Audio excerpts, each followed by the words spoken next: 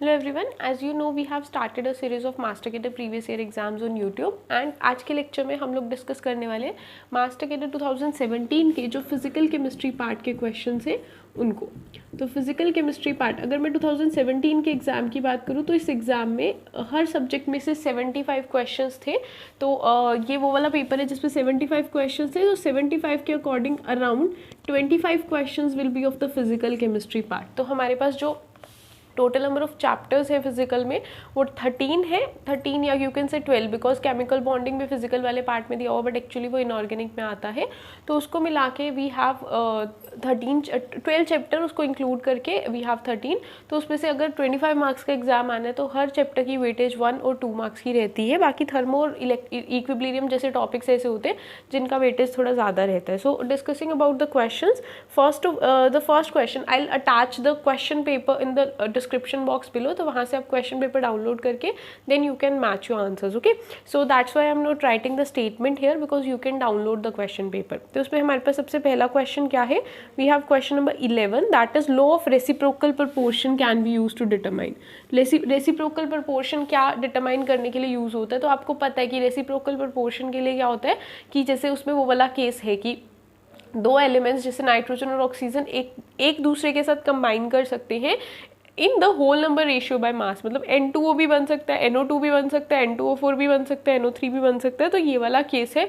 तो इस वाले केस में हम क्या लेते हैं कि नाइट्रोजन का जो कितना इक्विवेलेंट मास है जो किसके साथ अटैच हुआ है, ऑक्सीजन के साथ। तो इस वाले केस में हम किसी भी सब्सटेंस का इक्विवेलेंट मास कैलकुलेट करते हैं।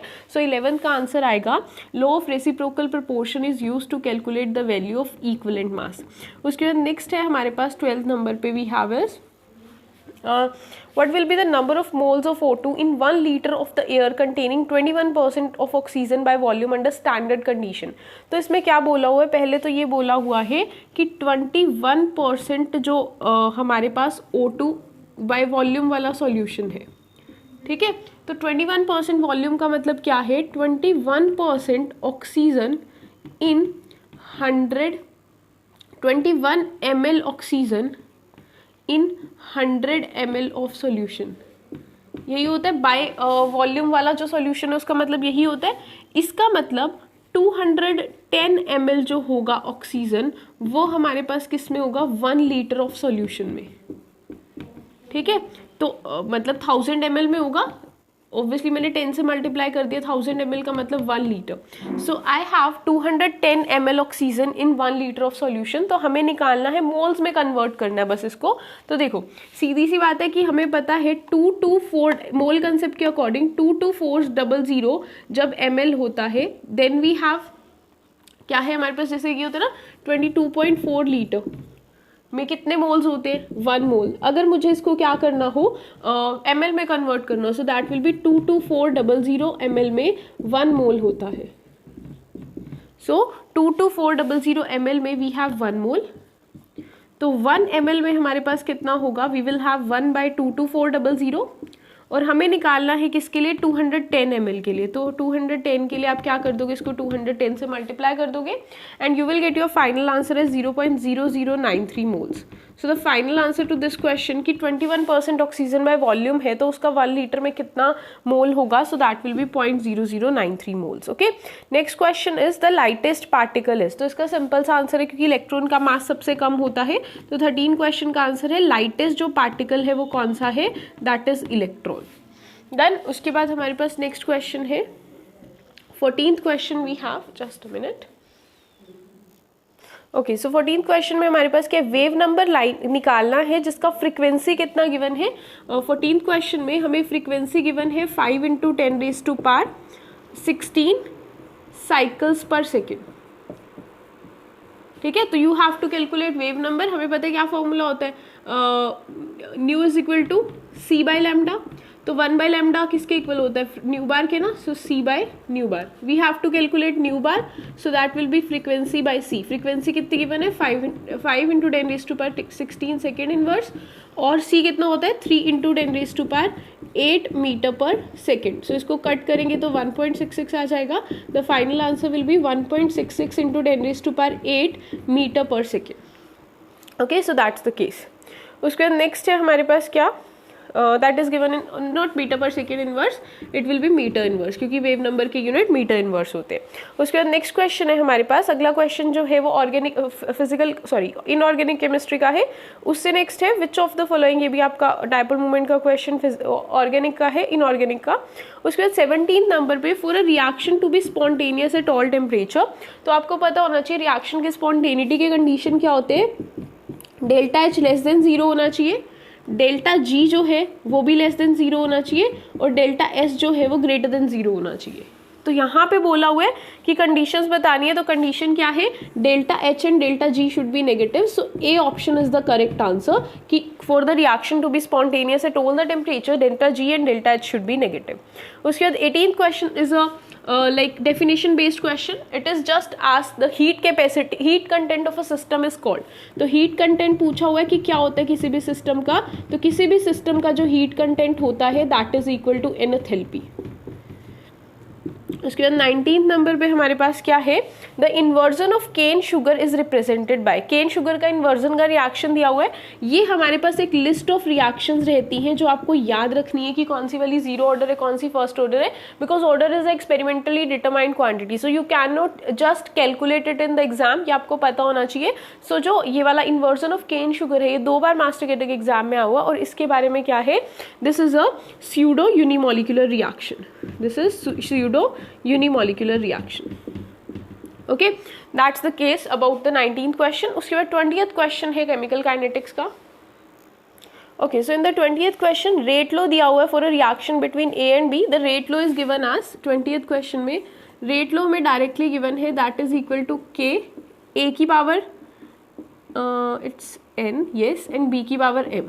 Okay, so you have to calculate, it is given on doubling. ये वाला क्वेश्चन मास्टर के हर एग्जाम में आता है. सो न्यू रेट कैसे निकलेगा, doubling the concentration of A and halving the concentration of B. तो ए के कंसंट्रेशन को डबल कर दिया और बी के कंसंट्रेशन को हाफ कर दिया. सो आपको क्या करना है, दोनों को डिवाइड करना है, बिकॉज रेशियो पूछा है न्यू रेट का ओल्ड रेट से. So you just have to simply divide these. तो इससे क्या होगा, ये इससे कट जाएगा, a की पावर से ये कट जाएगा, b की पावर से कट जाएगा, ऊपर बचेगा 2 की पावर n डिवाइड बाय 2 की power m. So the final answer will be 2 raised to power n minus m. That is given in option number D. Okay, उसके बाद हमारे पास है which of the following statement is not correct. इनमें से मतलब not correct मतलब we have to choose the incorrect statement. कभी भी एग्जाम में करेक्ट इनकरेक्ट वाला स्टेटमेंट का क्वेश्चन आएगा तो पहले लिख लेना है, बिकॉज उसमें बहुत कंफ्यूजन होती है कि कभी हम करेक्ट स्टेटमेंट को ही चूज कर लेते हैं, बिकॉज हमें पूछी क्या, बट इसमें we have to choose a statement which is not correct, मतलब इनकरेक्ट स्टेटमेंट बताना है.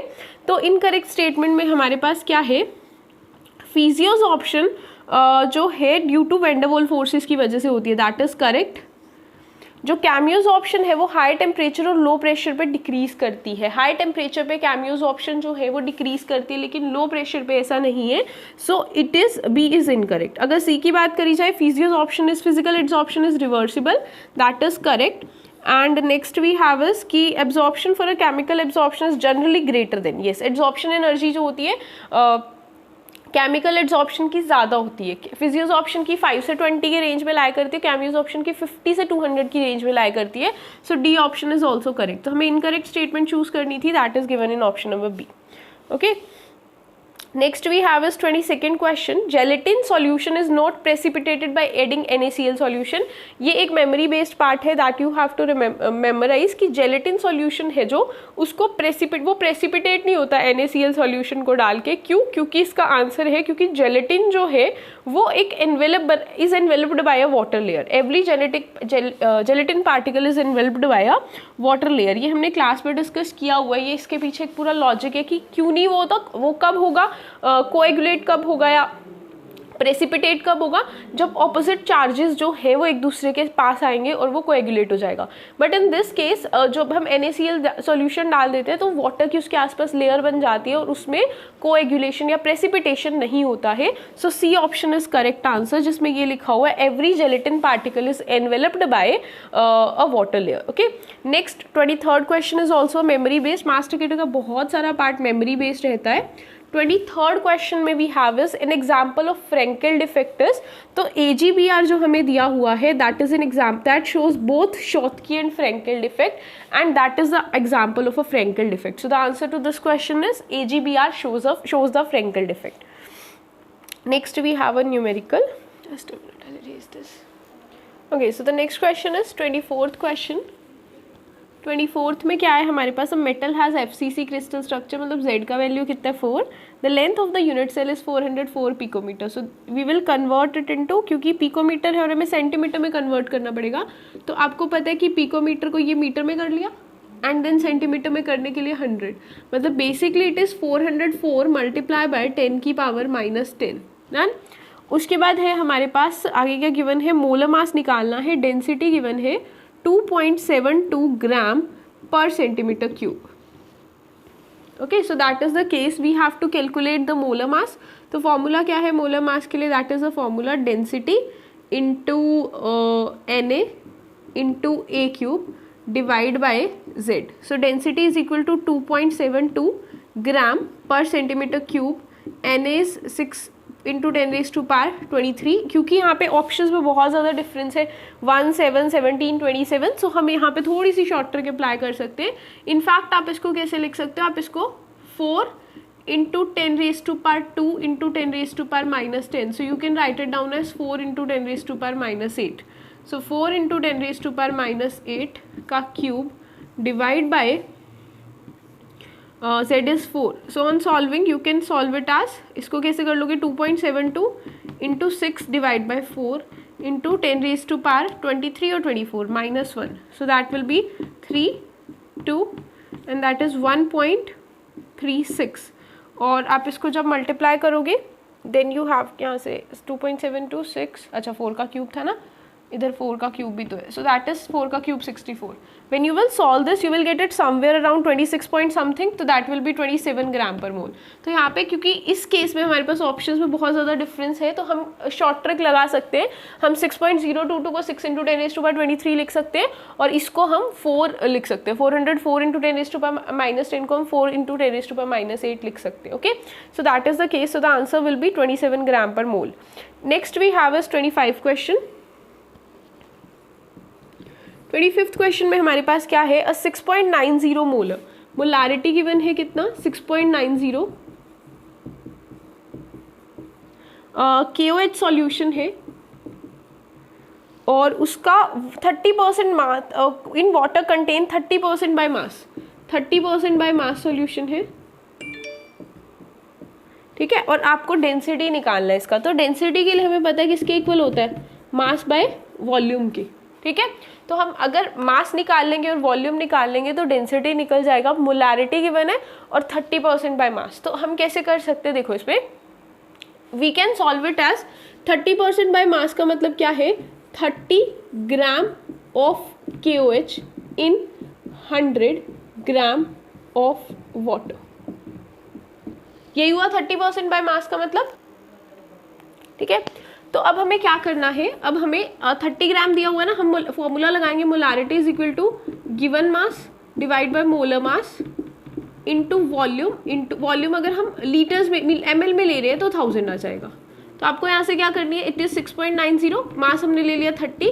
मोलर मास KOH का अगर आप निकालोगे तो mass of molar mass of KOH will be 56. Volume हमें नहीं पता, वही तो हमें निकालनी है क्योंकि मास हमने 30 फिक्स कर लिया. 30 ग्राम के कॉरेस्पॉन्डिंग हम वॉल्यूम निकाल लेंगे and then we will solve that. तो उसके बाद हमारे पास क्या आ जाएगा? वी हैव, ये ml में आ जाएगी एंड देन वी हैव 1000. इसको सॉल्व करेंगे तो v equals to 56 into 6.90 into 30. हमें फाइनल आंसर वॉल्यूम किस में निकालनी है? वॉल्यूम ग्राम पर ml में ही निकालें. So let us keep this in ml only, ठीक है. 1000 की ज़रूरत ही नहीं, ml में ही आंसर आ जाएगा. So we have 6.90 into 56 into volume इधर रखी, हाँ ये आ जाएगा 30 by 56 into 6.90. So here we will get the volume in ml. ये आ गई. अब हमें क्या करना है? डेंसिटी निकालना है. So density will be mass upon volume. Mass कितना है? 30 और वॉल्यूम कितना है? 30 और ऊपर चले जाएगा 56 इंटू 6.90. ओके, बट हमें यहाँ 1000 तो लगाना ही पड़ेगा क्योंकि फॉर्मूला तो नहीं चेंज कर सकते ना, मोलारिटी के फॉर्मूला में तो यहाँ 1000 आता ही है। सो ये 1000 आ जाएगा, ये ऊपर जाएगा और यहाँ पे भी 1000 ऊपर में आ जाएगा, ठीक है। ये आ गया वॉल्यूम का वैल्यू और इधर आ जाएगा 1000 डिवाइड में। तो इसको हम सॉल्व कर लेंगे and we will get a final answer. हाँ, इस पर एक्चुअली ना अगर आप ये वाला करोगे इस पर 81.43 ml आ जाएगा, लेकिन हमें जो वो निकालना है, जो वॉल्यूम निकालना है या डेंसिटी निकालना है, इस केस में यहाँ पे दिया हुआ है you have to calculate the density of the solution. तो ये जो मास है ये भी हम सॉल्यूशन का पुट करेंगे, हम सॉल्वेंट का सोल्यूट का मास तो नहीं पुट कर सकते ना, डेंसिटी हमें निकालनी है जिसके लिए हम उसी का मास पुट करेंगे। तो सॉल्यूशन का मास जो है वो हमने 100 ग्राम फिक्स किया था, उसके कॉरेस्पॉन्डिंग जो वॉल्यूम आया था that will B 81.43 litre ml। सो इसको जब हम सॉल्व करेंगे सो वी विल गेट 1.28 ग्राम पर ml। Okay, so the answer will be 1.28 ग्राम पर ml. That is the final answer.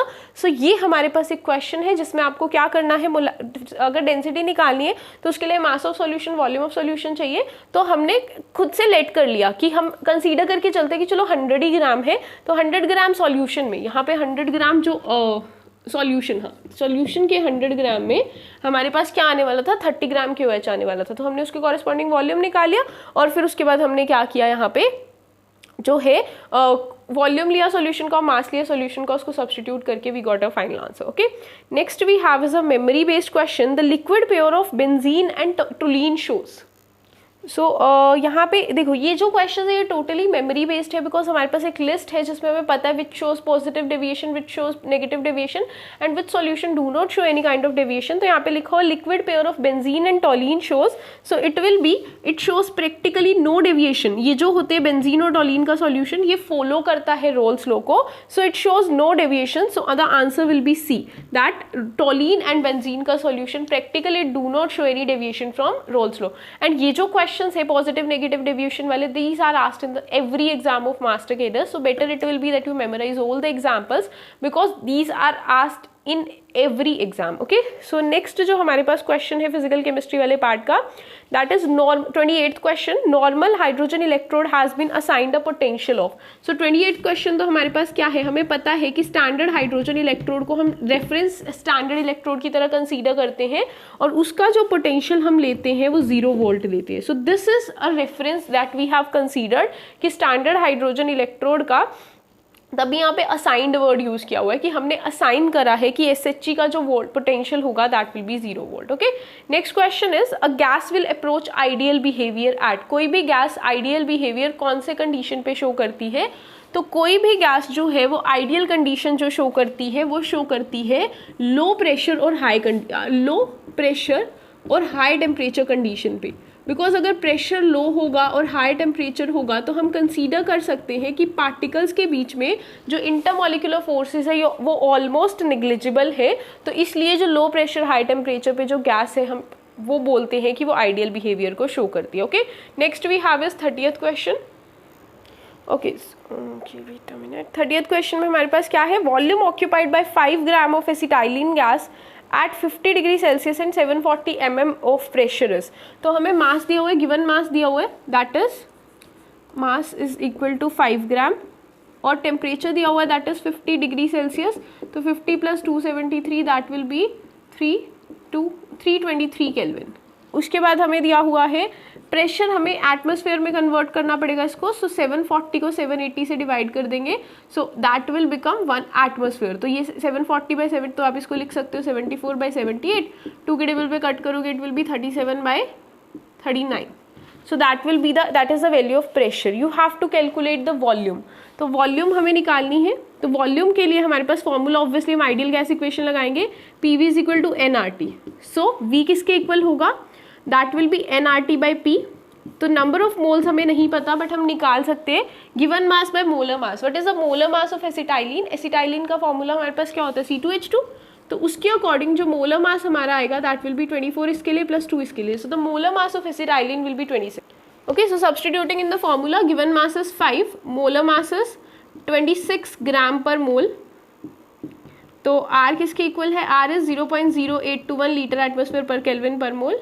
Temperature is 323 and जो प्रेशर है दैट इज इक्वल टू 740 या 740 की जगह आप 37 इंटू 39 लेना चाहो तो इसको जब आप सॉल्व करोगे you will get your final answer as 5.23 litre.